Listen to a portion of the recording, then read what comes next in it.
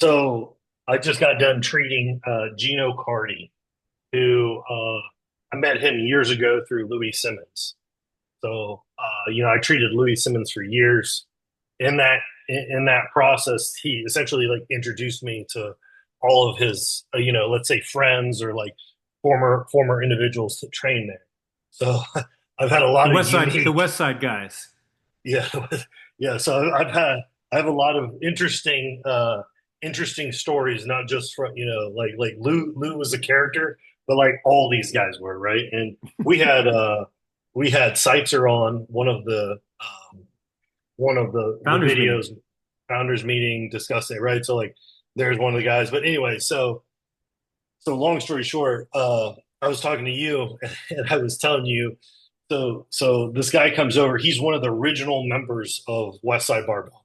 Okay, so like, so what I mean by that is, for a while, and there's a documentary called West Side versus the World that kind of goes through like this chronological history that does it much better than I will. And I'm sure West Side has stuff on the That was a great evolution. documentary. Yeah. But essentially what happened is like the context that you kind of need to know for this story is Westside actually started out of Louis Simmons' house in the hilltop, the west side of Ohio, Columbus. Okay. And I've actually been to that house, right? So he had the house, and then essentially in back there was a detached garage. And it wasn't even called Westside Barbell at that time. But like Hmm. Louis was training out of his house at that point in time. And so, they would show up to these powerlifting meets. So I'll kind of tell you that, and maybe, I'll have to get, maybe we should get Gino on here because this guy's got some great stories. Founders meeting. Like, yeah. So essentially, I get a text. Well, okay. So this guy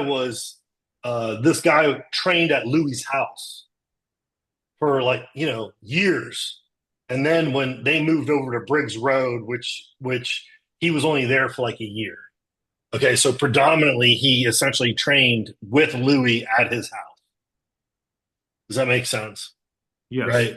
And like this dude, all these guys have like the best stories. I can just listen to these guys talk for like hours, right?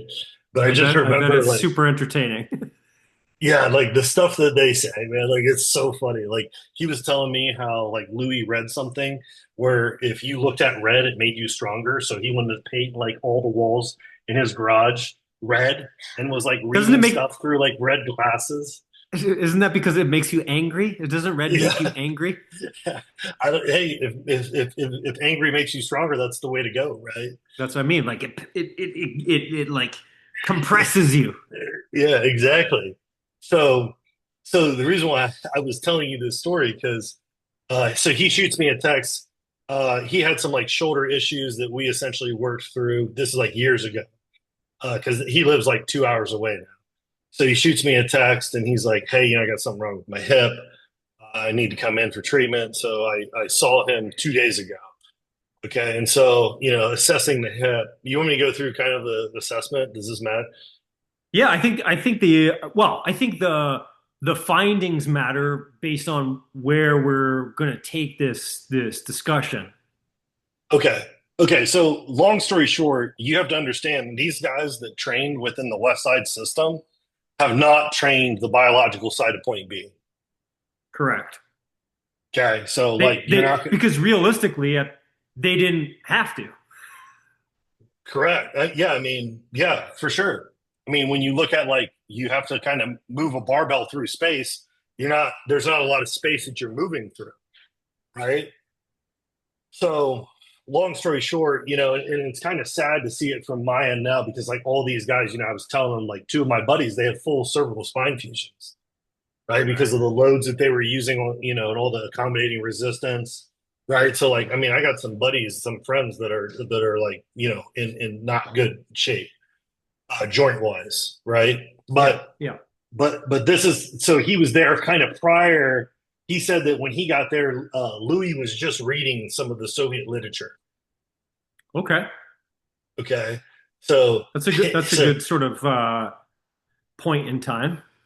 yeah, yeah, and Louis wanted this guy. this guy, he was talking about, oh, we got to do some like different type of training, and he told me, he, I'm not going to get into the details because he probably will come on the call. And I don't want to take the thunder off of the story because this is crazy. But he was essentially said that, you know, the detached garage, Lou was like, hey, we got to get you on top of that garage. We'll put like 135 on you, and then you just jump off and just catch it in a squat. He was like, bro, I'm not doing that. Right. But like, just just so you can kind of understand that, like, hey, these are the things that we're proposing out here. You see what I'm saying? Yeah, yeah. Like when you start talking like that, and then you start to go like taking a training max, you can see how safe a training max is. Right. Right.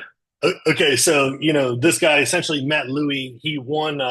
He was at Blacks. There's a powerlifting club called Blacks, and he was training at Blacks. He met Louis. He won a powerlifting meet. That's how he met Louis, and that's when Louis was like, "Hey, you should come out here and we can do some training." And then from there, for I think like the next like 5, 6, 7 years, he trained consistently at Lou's house. Okay. And then he ended up moving. He got into oil and gas, and now he's drilling oil wells and stuff. So yeah.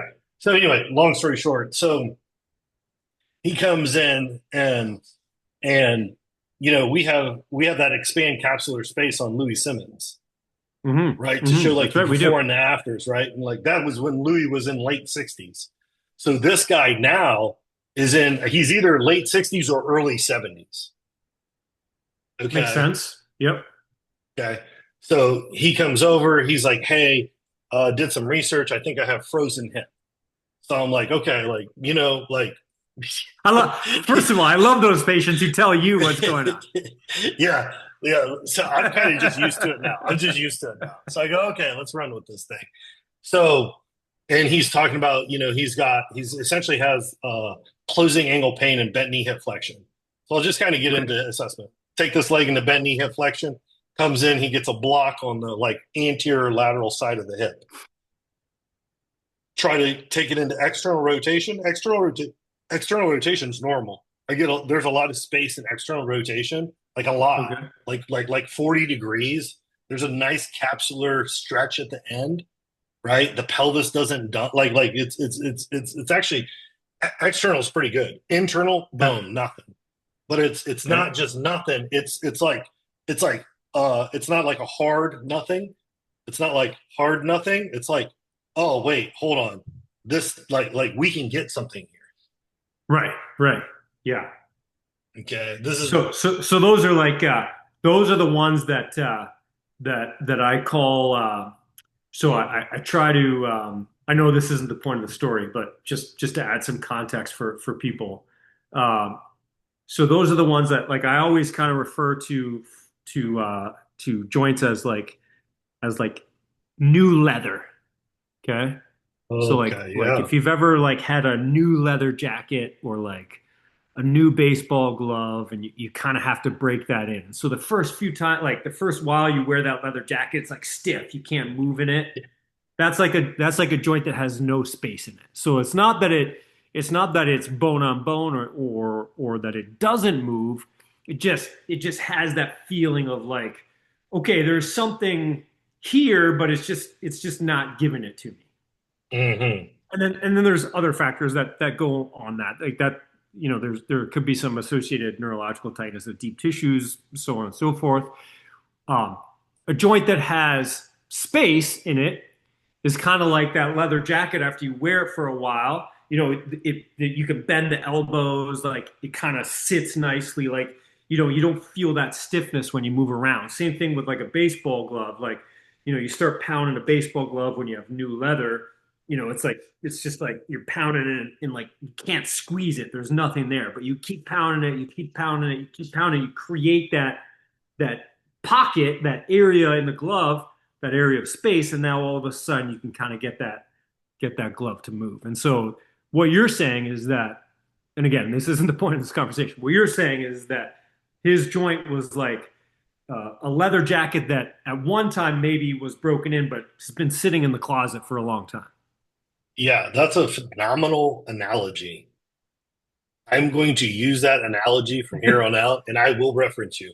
Because I'm like that's legit. That's legit. That's exactly what it was. Yeah. Exactly. Okay.